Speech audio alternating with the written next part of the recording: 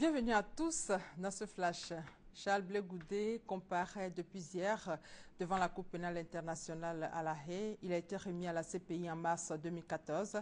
Le leader des jeunes patriotes est accusé de crimes contre l'humanité durant les violences post-électorales de 2010-2011. 184 meurtres, 38 viols, 126 actes inhumains, 348 persécutions. Il sera situé jeudi sur les charges retenues contre lui. Et le tribunal pénal international pour le Rwanda a confirmé lundi en appel les peines de prison à perpétuité contre les chefs du parti au pouvoir au Rwanda au moment du génocide contre les Tutsis de 1994.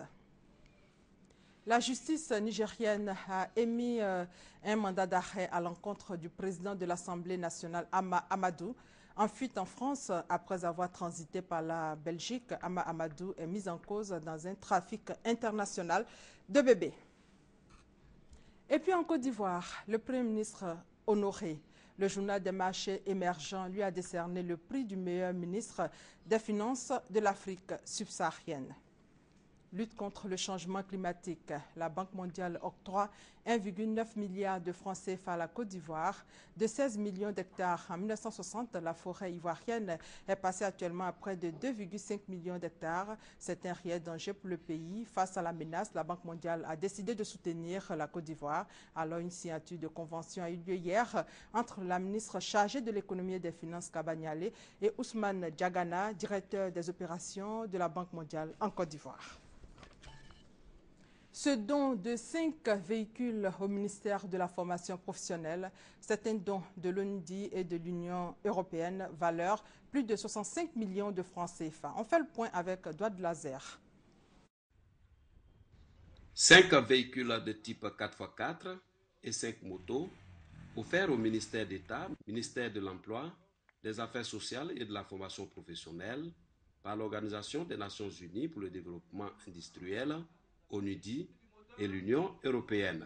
Ces engins vont permettre aux responsables des centres de formation professionnelle d'être plus mobiles dans l'exercice de leur métier. Pour les donateurs, cet appui à la formation professionnelle en Côte d'Ivoire vise à soutenir le gouvernement ivoirien dans son programme d'insertion professionnelle de la jeunesse. Nous devons travailler à arriver à terme à inscrire chaque centre de formation professionnelle dans une dynamique de développement local basée sur les besoins de l'industrie, des artisans et des communautés locales. La Côte d'Ivoire a un rôle à jouer afin de devenir un pôle d'excellence et afin de montrer qu'une formation technique est quelque chose de valorisant et quelque chose qui permet d'aller loin dans la vie. Le ministre d'État, ministre de l'Emploi, des Affaires sociales et de la formation professionnelle, Moussa Dosso, s'est réjoui de la générosité de l'ONUDI et de l'Union européenne. En acceptant d'exécuter le projet Proform, vous apportez la touche de qualité, l'incontournable expertise de votre agence qu'il fallait à notre système de formation. Voudrais-je vous renouveler mes encouragements pour les efforts soutenus dans la conduite de ce projet et surtout pour le respect du chronogramme des activités du dit projet. La valeur totale du don est estimée à 67 568 000 francs CFA.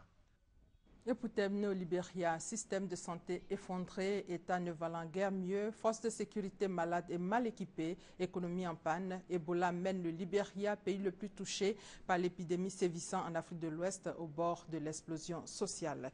Et c'est la fin de ce flash. L'actualité revient à 13 h. Merci de votre fidélité.